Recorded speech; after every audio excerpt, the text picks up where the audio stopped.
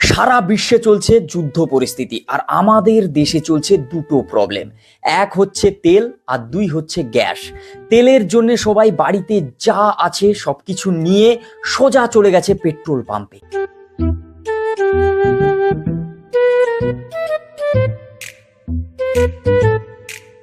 গ্যাসের জন্য মানুষ সোজা সাপটা উপায় ভাই, রান্নাঘরে গিয়ে গ্যাস সিলিন্ডার মাথায় নিয়ে সোজা দৌড় ডিলারের কাছে।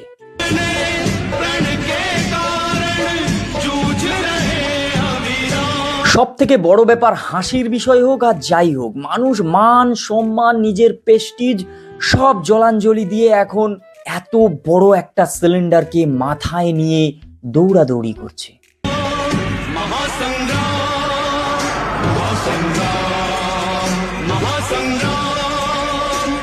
আমাদের দেশে একটা জিনিস ভাই কমন, লাইনে দাঁড়ানো। সেটা প্রত্যেক বছর তোমায় লাইনে দাঁড়াতে হবে। লাইনে দাঁড়ানো শুরু হয়েছে সেই ভাই পুরনো 500 টাকা 1000 টাকা বন্ধ হওয়া থেকে।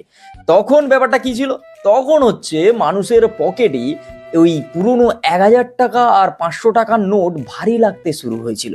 কিন্তু এখন যখন হচ্ছে গ্যাসের সংকট দেখা দিয়েছে, আর গ্যাস নাকি হচ্ছে মিনিমাম 25 দিনের মাথায় তো গ্যাস বাড়িতে আসবেই না, এটা শুনে এখন সেই এত কেজি মানে এত ওয়েটশালী একটা সিলিন্ডারও মানুষের হালকা লাগতে শুরু হয়েছে।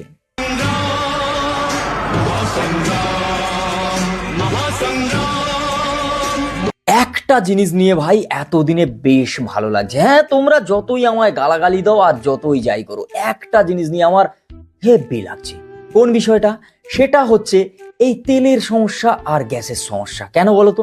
গ্যাস আর তেল মানে যারা গাড়ি চালায় তারা যথেষ্ট মোটামুটি মিডিল ক্লাস, আপার মিডিল ক্লাস, বড় লোক, ঠিক আছে? তাই দেশের প্রত্যেকটা মানুষ এই ইস্যুটা নিয়ে হাত তুলে দাঁড়িয়ে কথা বলছে। গ্রামের যখন গরিব দুঃখী থেকে শুরু করে যখন চাষিরা প্রবলেমে পড়ে, সারা বিশ্ব তখন ঘুমিয়ে যায় ভাই, ঠিক আছে?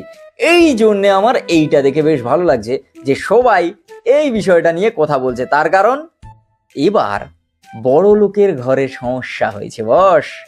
দেখো, গ্রামের লোকের জলের সমস্যা হলে তাদের নলকূপ আছে, পুকুরের জল আছে, কিন্তু শহরের লোক কিন্তু সেই পাম্প আর ট্যাঙ্কের ওপর মানে নির্ভর করতে হয়, ঠিক আছে? গ্রামের লোকের কাছে যদি গ্যাস শেষ হয়ে যায়, তারা সোজা সাপটা হিসাব কাঠের জ্বালন দিয়ে রান্না করে নেবে। কিন্তু শহরে বা কোনো অ্যাপার্টমেন্টের লোকজন বা বড় লোকেরা এইগুলো তো করতে পারবে না। সমস্যা ভাই। আরো একটা জিনিস, তেল। হ্যাঁ, গরিব লোকের কাছে গাড়িই নেই, তেলের সমস্যা আসবে কোত্থেকে?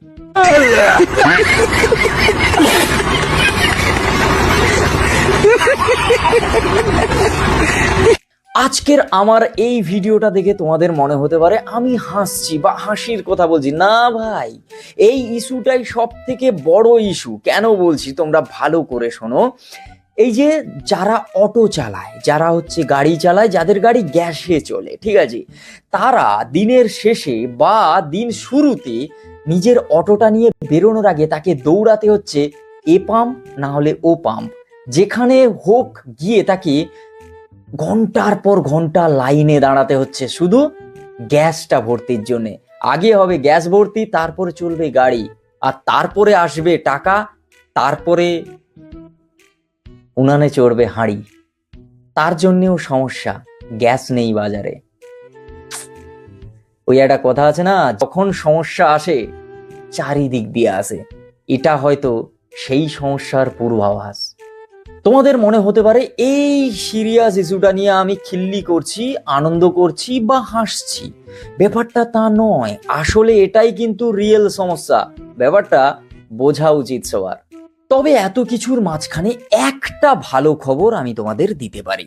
সেটা হচ্ছে ভারতের যে জ্বালানির জাহাজ হরমুজে যেখানে আটকে দেওয়া হয়েছিল, সেখানে কিন্তু ভারতের ফ্ল্যাগওয়ালা, ভারতের পতাকা দেওয়া ভারতের জাহাজ হরমুজ থেকে কিন্তু ছাড়া হয়েছে।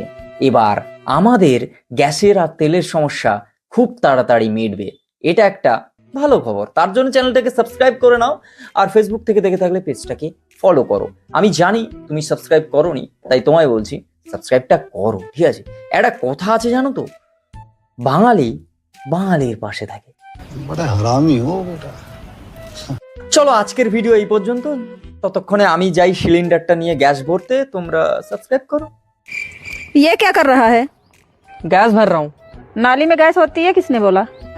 कोई चाय का ठेला लेकर के खड़ा रहता था, चाय बना करके बेचता था, और वहीं पर के एक नाली, गंदी नाली जाती थी। अब इसके दिमाग में कोई विचार आया, उसने उस नाली में, स्वाभाविक ये गंदी नाली होती, वहां गैस भी निकलता है तो कभी दुर्गंध आती थी। उसने एक छोटी सी बर्तन को उल्टा करके उसमें छेद करके एक पाइप डाल दी, और जो गटर से गैस निकलता था वो पाइपलाइन से उसके अपने चाय के ठेले में ले लिया, और वो चाय बनाने के लिए उसी गैस का उपयोग कर करके चाय बनाता था। सिंपल सी टेक्नोलॉजी।